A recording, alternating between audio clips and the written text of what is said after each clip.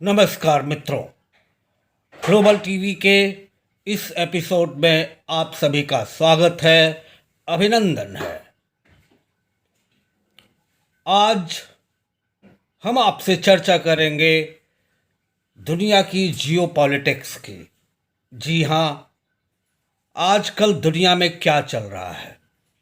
हम दूर क्यों जाएं, हम शुरुआत करते हैं अपने भारत से, अपने देश से, जहां पर आजकल एक मुद्दा काफ़ी गरमाया हुआ है। कांग्रेस के लीडर राहुल गांधी ने कैम्ब्रिज और वहाँ के एक थिंक टैंक में जाकर कई सारे आरोप लगाए हैं सरकार पे, जिसमें ये भी कहा है कि भारत में लोकतंत्र खतरे में है। इसके साथ ही उन्होंने और भी कई सारी बातें आरएसएस के बारे में, भारतीय जनता पार्टी के बारे में और प्रधानमंत्री मोदी के बारे में कही है, और उस पर भारत में डिबेट काफ़ी चल रही है। अब किस आधार पर उन्होंने ये बातें कही और कितनी सच्चाई है, ये तो जो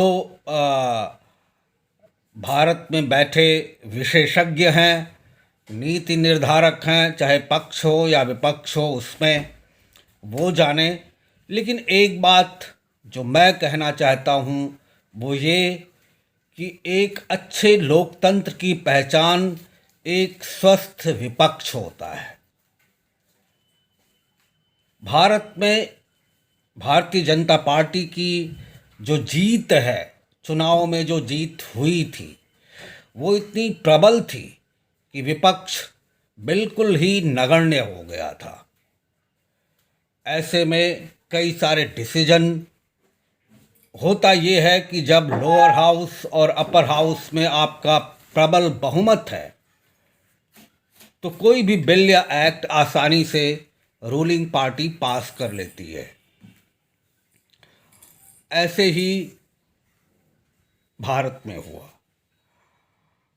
अब राहुल गांधी जो बात कहना चाहते हैं वो मीडिया के माध्यम से कहते हैं, लेकिन उसकी तब तक कोई वैल्यू नहीं है जब तक विपक्ष मजबूत हो।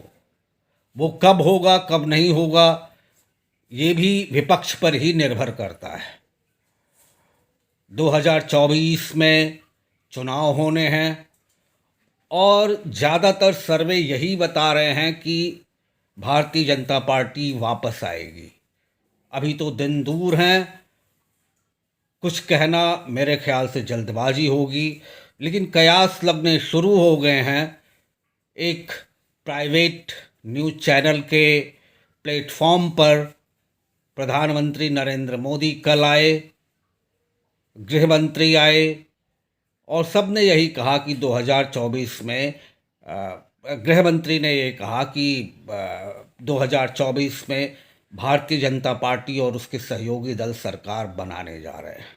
खैर, थोड़ा और दूर चलते हैं। पाकिस्तान में उसकी हालत इतनी कमज़ोर हो गई है कि शायद ही पाकिस्तान जब से बना कभी रही हो।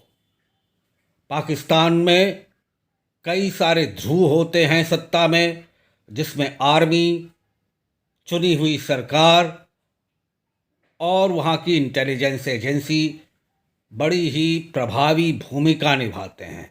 अभी चंद दिन पहले जो प्रधानमंत्री थे इमरान खान, उनको अरेस्ट कर लिया गया है। पाकिस्तान में महंगाई उच्चतम स्तर पर है, जनता के पास खाद्यान्न नहीं है, दैनिक ज़रूरतों को पूरा करने की चीज़ें नहीं हैं और त्राहिमाम मचा हुआ है। दूसरी ओर फ्री बलूचिस्तान का मूवमेंट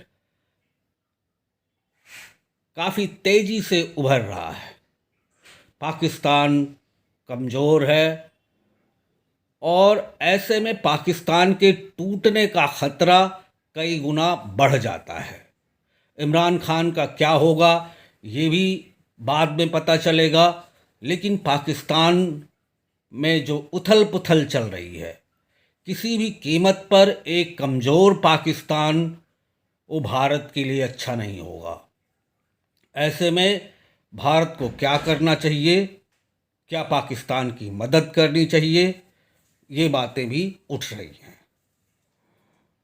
अगर पाकिस्तान कमज़ोर होगा तो वहाँ पर जो एक्सट्रीमिस्ट फोर्सेस हैं, जो आतंकवादी शक्तियाँ हैं, वो सर उठाएंगी।